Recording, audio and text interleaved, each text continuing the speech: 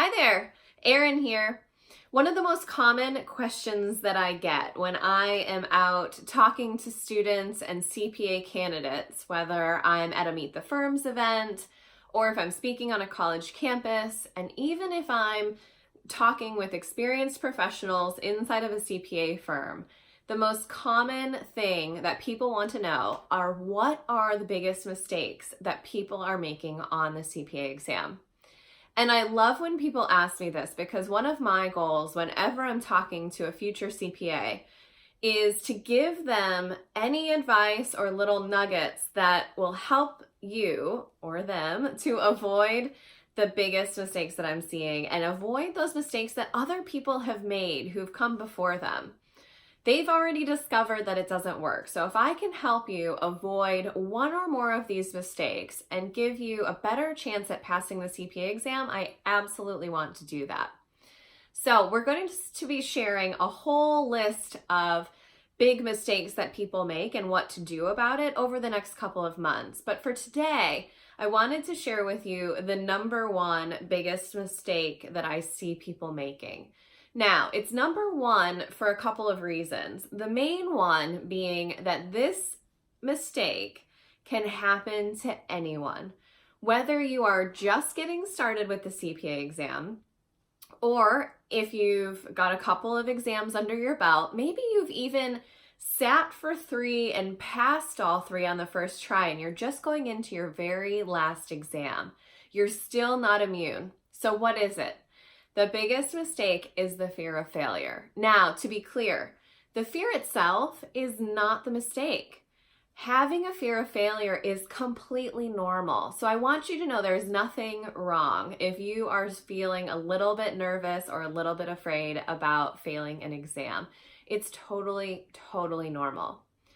The mistake comes when candidates allow that fear to start driving their bus or to start driving their decision-making process. That's where things really go off the rails. Now, let me give you an example.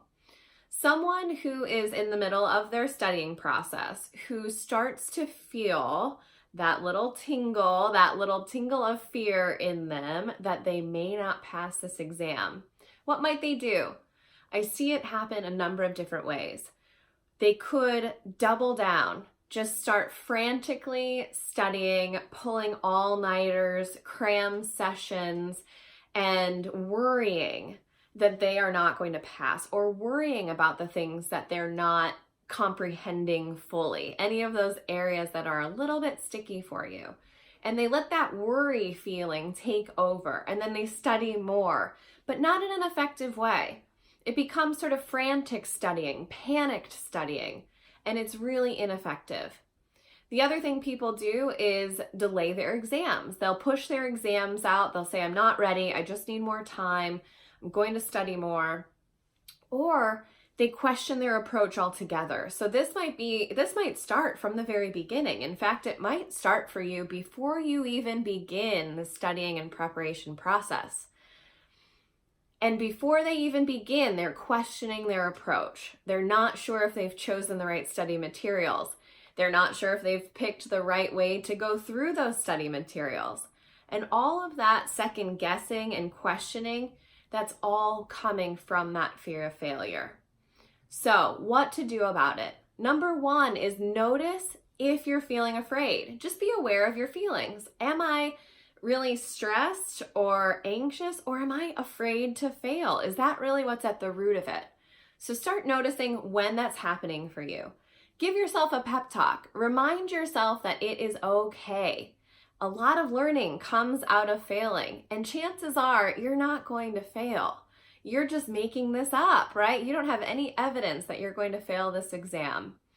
And then number 3 is breathe. One of my favorite quotes about fear is that fear is excitement without the breath. Chances are you're just excited and a little bit nervous about taking on this new challenge. And if you just breathe, you'll be able to get present to that excitement and the motivation to study and sort of set that fear aside. I'm looking forward to sharing some more tips with you. They'll be coming soon.